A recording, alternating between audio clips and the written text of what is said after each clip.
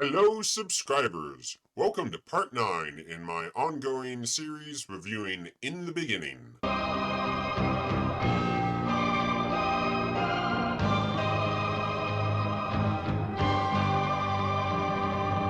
Episode 10 focused on the famine hitting the land and Joseph's brothers coming to Egypt to get grain, and everything that followed from that. And it starts out well enough, but first I have to question the believability of how the famine is said to come about in this anime.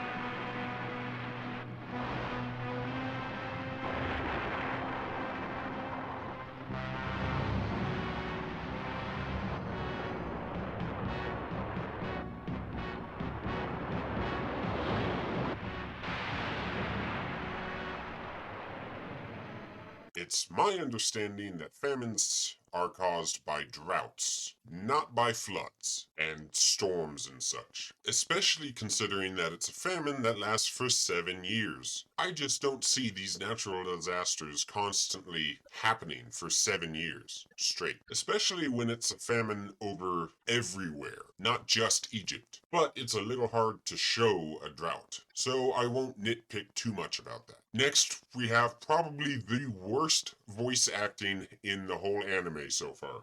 We can't stay here any longer. We'll have to go to Thebes. But that's too far. We have no choice. There is grain which has been stored in the pharaoh's storehouses in Thebes.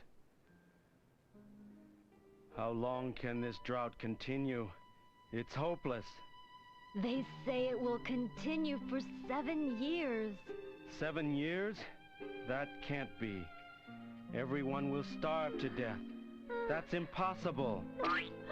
Now, I don't particularly see myself as all that good at hearing good and bad voice acting, but that was the laziest, most phoned-in voice acting I've heard in quite a while. It's a good thing it was just a no-name character who's just there for exposition. The biggest mistake this episode makes is when Joseph is confronting his brothers and getting them to confess what they have done.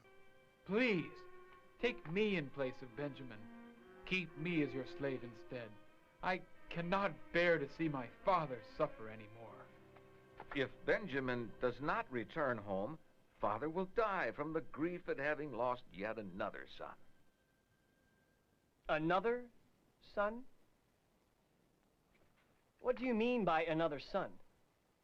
Our father, Jacob, once lost a son named Joseph. Why did he lose this son?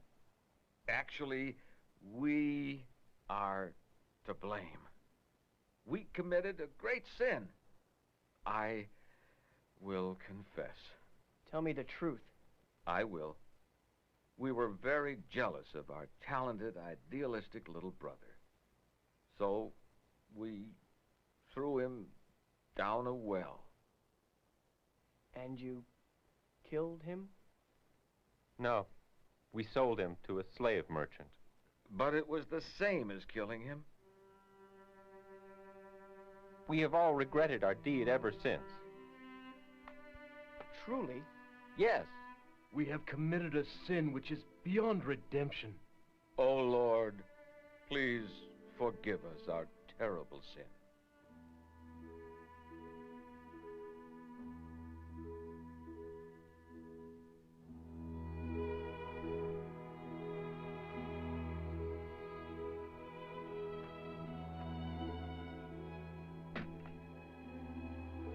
My brothers.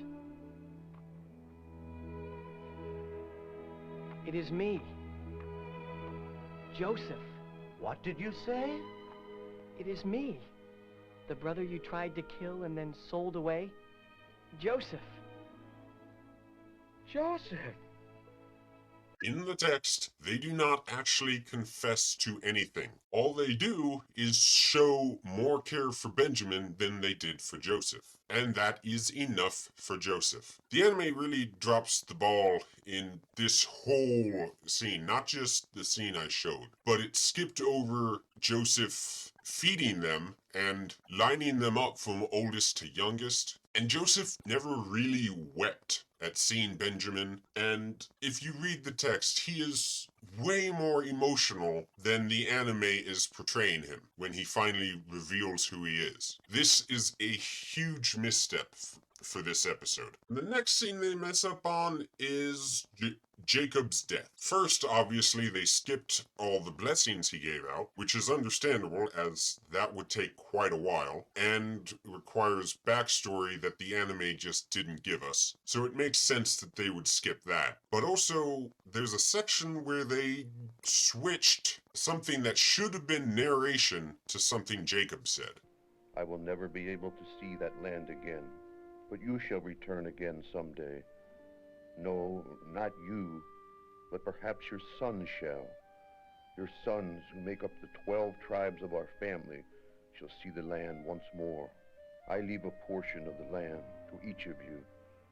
Your descendants shall give your names to each piece of land, and they shall become the 12 tribes of Israel.